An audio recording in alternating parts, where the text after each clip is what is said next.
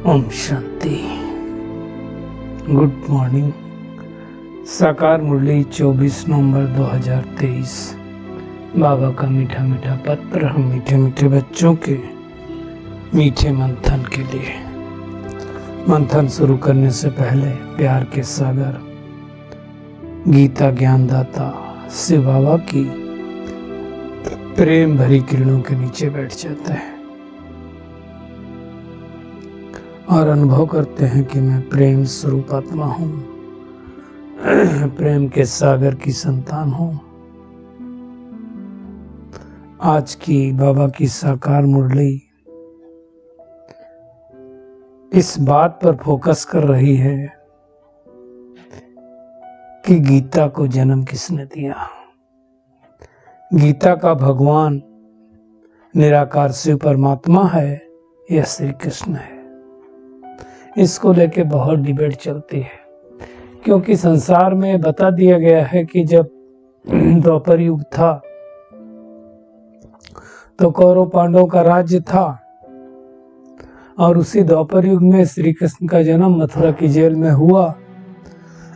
बड़े हुए, बड़े होने के बाद जब महाभारत का युद्ध हुआ पांडवों और कौरवों के बीच कुरुक्षेत्र में, तो कुरुक्षेत्र के मैदान में श्री कृष्ण ने अर्जुन को, जो मोह से ग्रसित हो गया था, सामने देखा मेरे गुरुदेव खड़े हैं, मेरे काका खड़े हैं, पितामह खड़े हैं, तो उनको देख करके वो मोह में चला गया। और ऐसे समय कहा जाता है श्री कृष्ण ने 18 अध्याय सुनाए। अब ये समझने की बात है कि युद्ध के मैदान में 18 दिन तक अगर ये गीता सुनाई गई, क्या जो दुर्योधन इतना आतुर था वो इतने दिन वेट कर लेता? वहां खड़ा खड़ा युद्ध नहीं करेगा, सोचने की बात है। और युद्ध के मैदान में मन स्थिति कैसी होती है, तो गीता जैसे ज्ञान को कौन सुन सकता है। और फिर गीता जैसा श्रेष्ठ ज्ञान केवल एक अर्जुन को सुनाने से क्या होगा। तो वास्तव में देखा जाए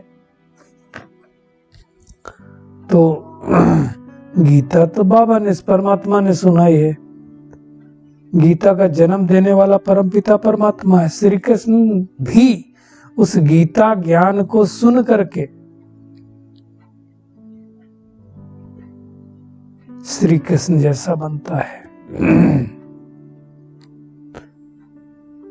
श्री कृष्ण तो छोटा बच्चा था, वो ज्ञान कैसे सुनाएगा। तो बाबा कहता है इस बात को सिद्ध करके बताओ। श्री कृष्ण तो माता के गर्भ से जन्म लेता है, वो सतयुग का प्रिंस है। उसने खुद प्रिंस का जो पद पाया वो गीता ज्ञान के द्वारा पाया।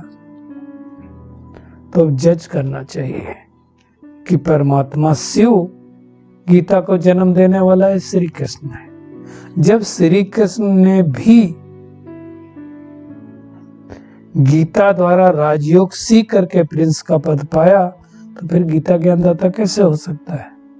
और दूसरी बात, श्री कृष्ण को कभी त्रिलोकीनाथ त्रिकालदर्शी भी नहीं कह सकते, क्योंकि जो त्रिलोकीनाथ त्रिकालदर्शी है, माना वो तीनों कालों पर राज करने वाला होना चाहिए, तीनों कालों को जानने वाला होना चाहिए, अर्थात मूल वतन, सूक्ष्म वतन, स्थूल वतन। इनको तीन काल कहा जाता है। इन तीनों को त्रिलोकी कहा जाता है। इनको जानने वाला तो एक परमपिता परमात्मा शिव ही है। उनकी महिमा है। त्रिकालदर्शी बनाने वाला, त्रिलोकीनाथ, ये सब परमात्मा की महिमा है। श्री कृष्ण की महिमा तो सर्वगुण संपन्न, 16 कला संपूर्ण, संपूर्ण निर्विकारी, मर्यादा पुरुषोत्तम, डबल अहिंसक, अहिंसा परमो धर्म, ये महिमा है उनकी। तो दोनों में अंतर है। अब देखो, श्री कृष्ण की भेंट चंद्रमा से करते हैं, जबकि परमात्मा की भेंट चंद्रमा से नहीं होती, सूर्य से होती है। इसलिए कहते हैं ज्ञान सूर्य प्रकटा, अज्ञान अंधेर विनाश। तो गीता का जन्म देने वाला कौन? परमात्मा, जिसके द्वारा देवताएं क्रिएट होते हैं। उस द्वारा ज्ञान सुन के श्री कृष्ण भी ये पद पाते हैं। तो त्रिलोकी का मतलब भी बाबा ने कहा जो तीनों जिससे तीनों लोगों का ज्ञान मिलता है, तीनों कालों का ज्ञान मिलता है, आदि मध्य अंत का, है ना। तो ये बातें परमात्मा के सिवाय कोई हमें समझा नहीं सकता, ना वो किसी को ये नॉलेज है। परमात्मा ही वास्तव में बाबा ने कहा त्रिकालदर्शी और त्रिलोकीनाथ है। श्री कृष्ण में, लक्ष्मी नारायण में तो नॉलेज है ही नहीं। ये नॉलेज पाके जरूर वो विश्व का मालिक बने, लेकिन उनमें ये नॉलेज नहीं है। फिर बाबा ने ये भी समझाया कलयुग अंत तक 84 जन्म हम लेते हैं, ये भी सबको समझाओ। अच्छा, अब ये जो गीता लिखी उसको भी त्रिकालदर्शी नहीं कह सकते, उसको थोड़ी तीनों कालों का पता था। तो ये सारी बातें बाबा कहता है देखो ये भी ठीक है, ड्रामा में नूंद ना हो तो मैं आके करेक्ट कैसे करूं। तो भगवान आकर के वेदों शास्त्रों का सार सुनाता है, इसलिए उन्हें सत कहा जाता है। परमात्मा ही सत है, दूसरा कोई सत हो नहीं सकता है।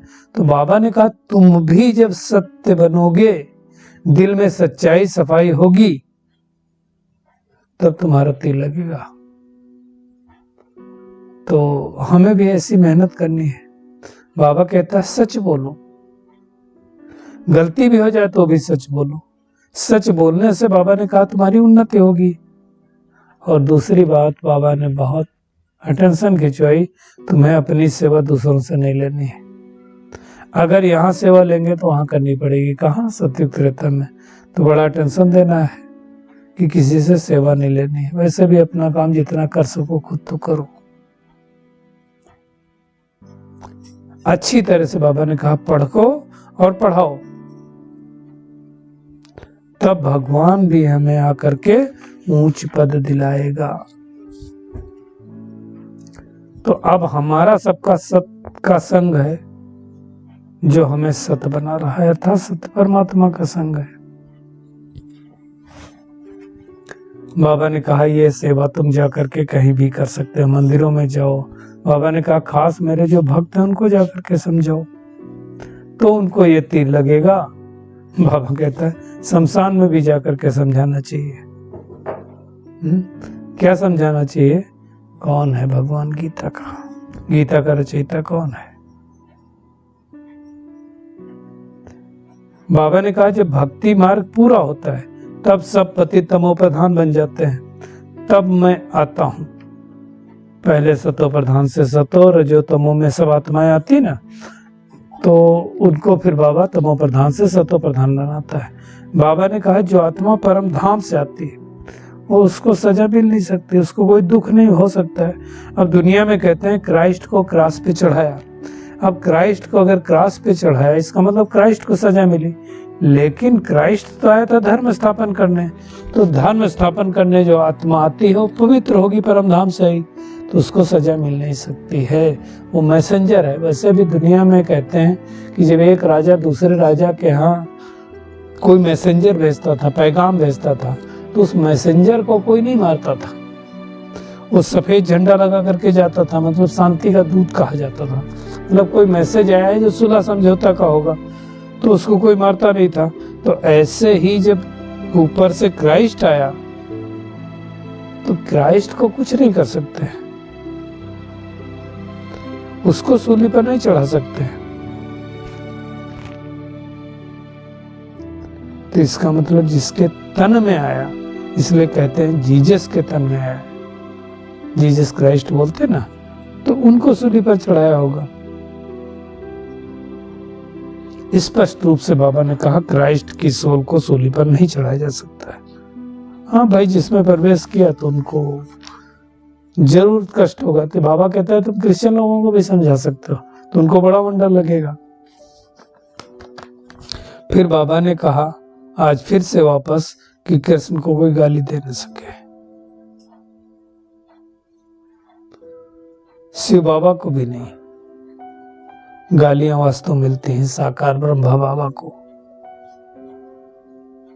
टीचर तो शिव बाबा है, प्योर सोल है।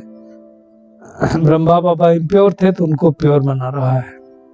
बाबा ने कहा जो समझ गए वो बित बित नहीं करेंगे। बित बित मतलब अपना मतलब मुंह चलाते रहना फालतू फालतू में। तो शिव बाबा कहता है, दुनिया में नहीं कहते हैं राम राम कहने से नदी पार करो, पंडित का मिसाल दिखाया।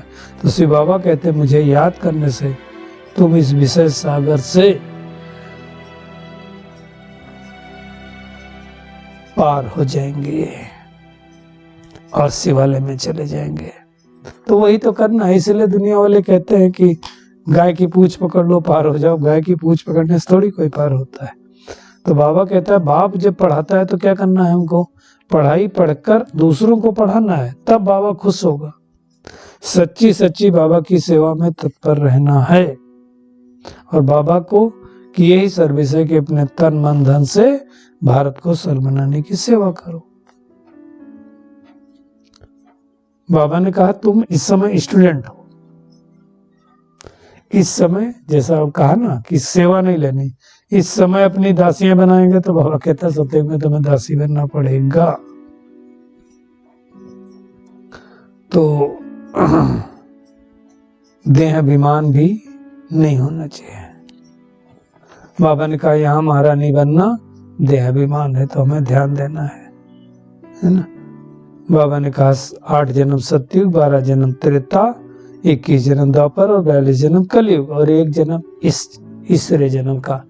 लेकिन अगर उस तरह से देखो तो 21 जन्म सतयुग त्रेता के सुख के और 63 जन्म दुख के, तो 84 जन्म हो गए।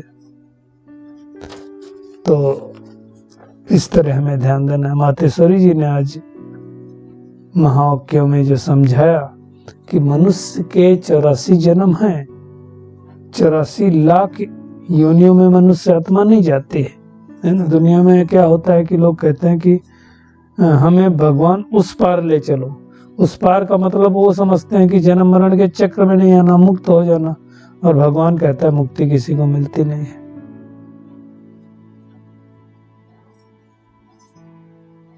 तो वास्तव में देखा जाए तो जो देवी देवताएं थे वहां सदैव सुख था। तो इसलिए शायद समझते हो, परंतु देवी देवताओं के जन्म सतयुग त्रेता में बहुत हुए हैं। बाकी ऐसा नहीं कि देवताएं अमर होते हैं, कभी शरीर नहीं छोड़ते, शरीर तो छोड़ना होता है। तो आज का होमवर्क क्या है, एक तो हमें सच्चे बाप से सच्चा केवल नहीं रहना, सच्चाई सफाई हमारे संस्कारों में आ जाए, तब बाप का प्यार मिलेगा। अच्छी तरह से इस पढ़ाई को पढ़ करके फिर अनेकों को पढ़ाना है, संपूर्ण श्रीमत पर चलना है। आज का बाबा का खूबसूरत वरदान है, निमित्त आत्माओं के डायरेक्शन के महत्व को जान, पापों से मुक्त होने वाले सेंसिबल भव। निमित्त आत्माओं के डायरेक्शन के महत्व को जान, पापों से मुक्त होने वाले सेंसिबल भव।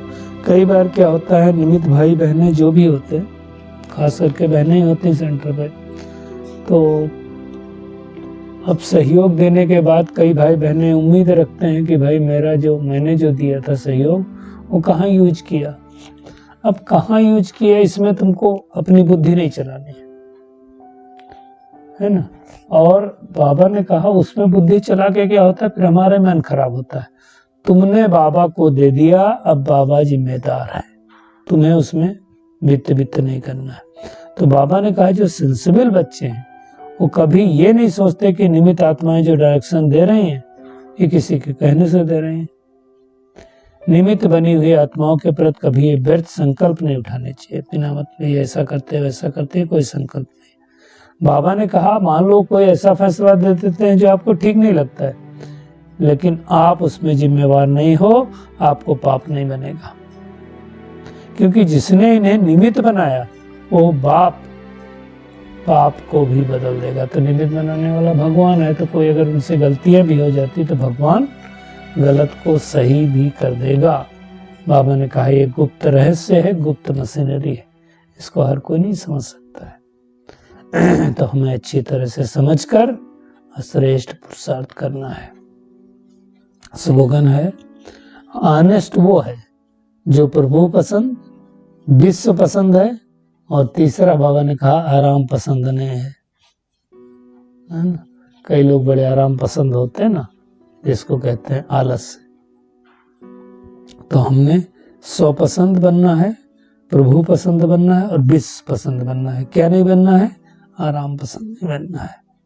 चलिए परमात्मा किरणों के नीचे बैठ जाते हैं और महसूस करते हैं मैं आत्मा बाप के हर डायरेक्शन को फॉलो करने वाली ज्ञान स्वरूप बनकर के पापों से मुक्त होने वाली सेंसिबल आत्मा हूँ।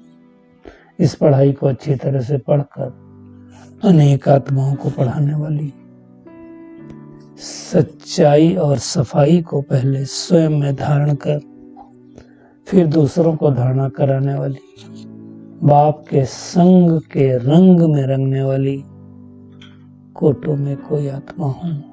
अपना कार्य खुद करके